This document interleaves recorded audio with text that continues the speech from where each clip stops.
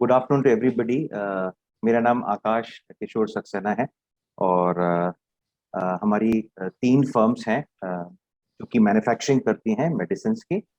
Formulations Bajaj formulations के नाम से है, बजाज फार्मास्यूटिकल्स और बजाज न्यूट्रास्यूटिकल्स के नाम से है। और हमारा एंटरप्राइज 2007 से हमारे ऑपरेशंस में आ चुका है। और 2019-20 जब ये कोरोना टाइम आया तो कई सारा मार्केट में हमारा पैसा स्टक हो गया। और मैं ऐसे ही स्क्रॉल करते हुए जा रहा था फेसबुक पे, तो मुझे रशनीक सर के बारे में पता चला। तो जब शुरुआत में पता चला तो मुझे लगा यार क्या ऐसा कुछ होगा या नहीं होगा। तो बड़े डरते डरते मैंने उसमें फेसबुक पे ओके कर दिया। और वहां से एक मेरे पास इनविटेशन आया कि आप ये ज्वाइन कर सकते हैं। और इससे पहले कि मैं ये बताऊं, मेरे मार्केट में एक बहुत अच्छी अमाउंट करीब करीब 1.25 से 1.5 करोड़ रुपए की स्टक हो गई थी। और उसकी वजह से मुझे बहुत ज्यादा परेशानी हो रही थी।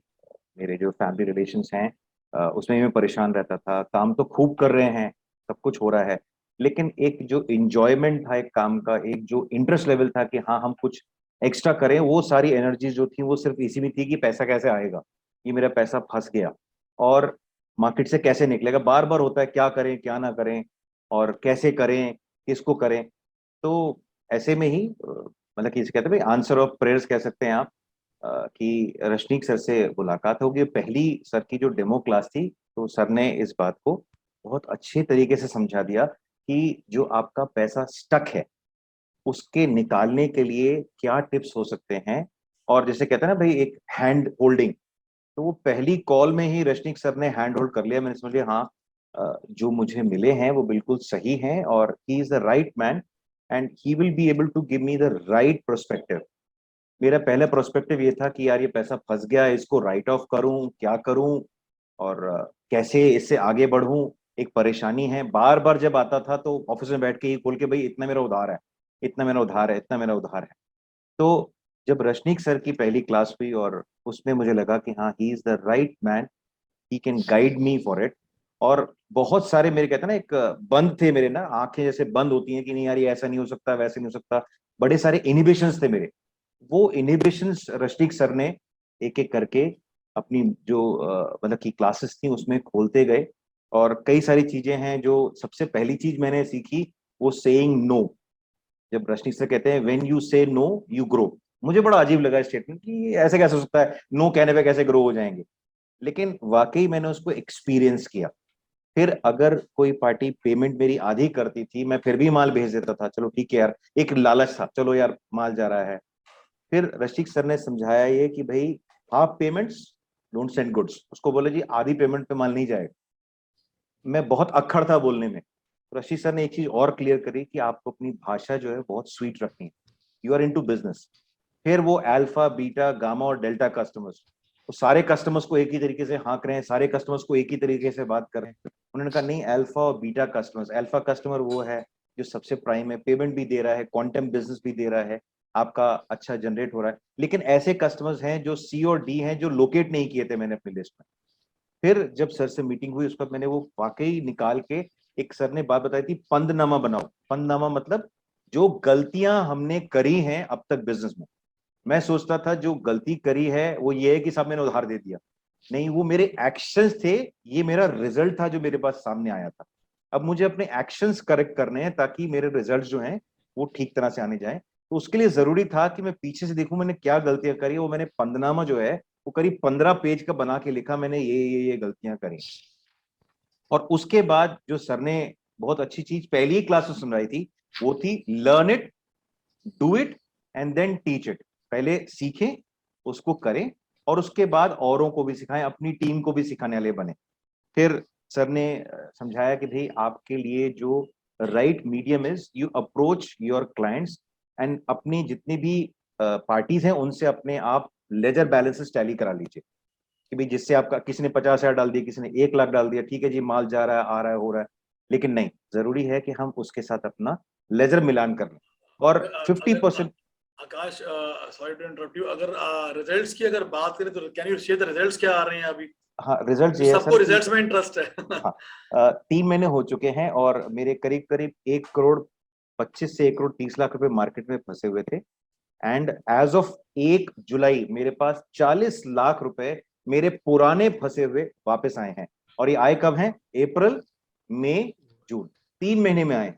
और ये मतलब रिजल्ट जो ये वो थे, ये डेट जो payment with no hope of chances, ये वो थे। No hope of chances. मैं सोचा था मैं इसे राइट ऑफ कर दूं, मेरे पैसे डूब गए, मेरे पैसे मर गए, लेकिन 40 लाख के करीब, 40 लाख 500 कुछ ऐसी अमाउंट है, 5 कुछ है, लेकिन वो 40 लाख रुपए रिकवर हो गए हैं। और साथ ही साथ जो आगे के हैं उनमें से भी करीब 20 लाख के लोग ऐसे हैं जिन्होंने मुझे पीडीसीज भेज दी हैं कि सर पीडीसीज हैं, ये आप हमसे अगस्त में सितंबर में ले लीजिए। सो अप्रोक्सीमेटली अगर मैं देखूं by the end of July मेरे पास 50% मेरी जो स्टकअप अमाउंट थी वो मेरे पास वापस आ रही है। एंड थैंक्स टू रश्निक सर कि उन्होंने कई चीजें सिखाई। बहुत सारी चीजें ऐसी भी थी जो मेरे इनिबिशंस थे वो दूर किए। फोन पे बात करी, he took out time for me कि हाँ भाई आपकी क्या प्रॉब्लम है, understanding what my problem was, उसी जगह उस नस को दबा के उसको ठीक किया कि नहीं ये आपको ये ठीक करना है। And the best thing is 5 AM।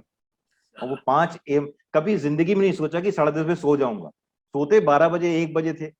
कोई मतलब कि फेसबुक और व्हाट्सएप खूब देखता था, लेकिन वो बंद किया। And I have started a result, and by the result एक नया जो उस समय थॉट आया कि एक और फैक्ट्री लगानी है, उसके ऊपर हम आगे बढ़ रहे हैं। आज मेरी मिसेस हैप्पी है कि I am able to spend time with it. मेरी बच्ची हैप्पी है कि भाई पापा जो है टाइम निकाल के मुझे पढ़ाते भी हैं, कई चीजें बताते हैं। जो मैं इस ग्लूम में था अप्रैल से पहले मार्च में, आज उससे मैं बाहर निकल के आया हूँ। I am able to enjoy quality time with my family.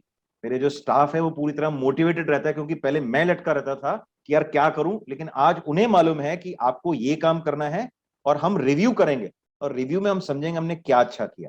So achievement भी है, सेंस ऑफ एंजॉयमेंट भी है, और आगे के लिए एक फ्यूचर हम देख रहे हैं कि हम क्या करेंगे। आपने एक बात बताई थी आकाश की, मैंने कस्टमर से हिसाब टैली किया और टैली करने के बाद कस्टमर पेमेंट दिया हमारे को, वो क्या था? वो क्या चीज थी वो? मैंने अपने कस्टमर से पेमेंट्स टैली कराए कि भाई ये मेरा लेजर है, आप लेजर टैली करिए। ये बता रहे हैं, एक प्रिंसिपल है हमारा कि settle accounts with your customer, जो आपको मैं बता चुका हूँ। यस आकाश। क्योंकि अगर आपने अकाउंट सेटल नहीं किया तो प्रॉब्लम ये है, आप खरबूजा बन गए हो, कभी भी आपको काट देगा। सर की बात याद है, खरबूजा आप बन गए, काट देगा। पहले जरूरी ये है कि आप उससे मिलान कर लें, भाई मेरा खाता आपका खाता एक बोल रहा है नहीं बोल रहा है। स्टॉक रेडी हो गया, सब कुछ हो गया, मैंने कहा जी स्टॉक रेडी है, सिर्फ एक ही चीज है सर। सर आप एक बार स्टॉक, आप मेरा लेजर टैली कर लो। आप 15 दिन ले लो, 16 दिन दे दो। मेरे टीम से अकाउंट्स वालों को रेगुलर फोन जा रहा है कि सर आपको हमने तुरंत हार्ड कॉपी भी भेज दी, ईमेल भी कर दिया, व्हाट्सएप भी कर दिया, ये हमारा खाता है। उसमें उन्होंने हमसे पूछा सर हमारी सस्पेंस एंट्रीज ये हैं, हमने क्लियर किया। जब उन्होंने ओके कर दिया तब मैंने उनकी बिलिंग खोल दी कि सर आपका माल जाएगा। लेकिन जब उन्होंने ओके किया तो उनको पता चल गया वाकई इतनी अमाउंट हमें देनी है, और फिर उसके बाद से हमने बिल टू बिल पेमेंट लेना शुरू किया। उस सिर्फ लेजर टैली करने से मुझे 20 से 22 लाख रुपए मुझे मिल गए। जिन पार्टीज को बिजनेस चल रहा है मेरा रेगुलर, लेकिन उनसे मुझे वो अमाउंट पता चला और उन्होंने मुझे इनवाइस टू इनवाइस आज पेमेंट कर रहे हैं। उनको भी मालूम है कि मेरा लेजर इतना है, वो मुझे ही मालूम है इतना पैसा है। तो आज की डेट में एग्जैक्ट मुझे मालूम है। एक बार रस्टिक सर ने एक लिस्ट भेजी कि भाई अपनी लिस्ट बनाओ कि कौन कौन सी पेमेंट है। मैंने कहा लिस्ट कितनी लंबी कहां बनाऊंगा मैं, लेकिन उस लिस्ट को अगर मैंने बहुत ईमानदारी से बनाया, 1 महीना लगा, लेकिन उसका रिजल्ट आज ये है कि मेरी आज पार्टी के साथ मेरा बिल्कुल बैलेंस टैली है। किसी पार्टी से ऐसा नहीं है कि बैलेंस नहीं, 99% सबको मालूम है इतने पैसे लेने इतने पैसे देने।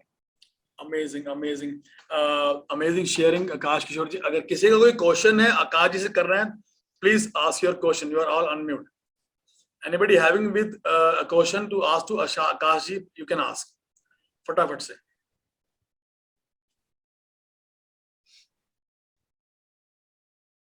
Know questions?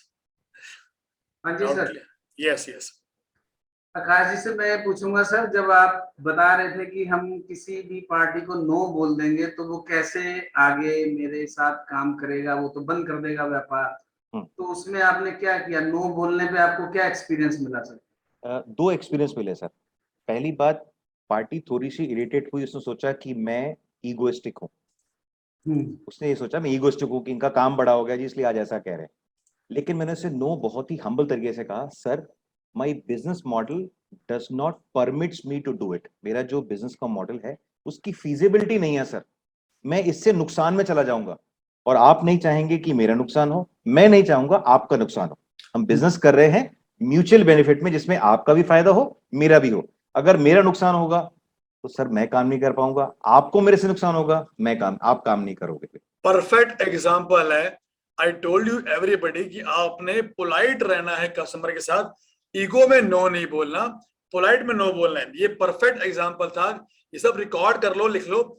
जैसे आकाश जी ने नो बोला है, एज इट इज बोलना है कि भैया अगर मैं नुकसान में रहूंगा तो मैं आपको बेनिफिट कैसे दे सकता हूँ। So very sorry, I can't serve you anymore. This is the perfect pitch for saying no.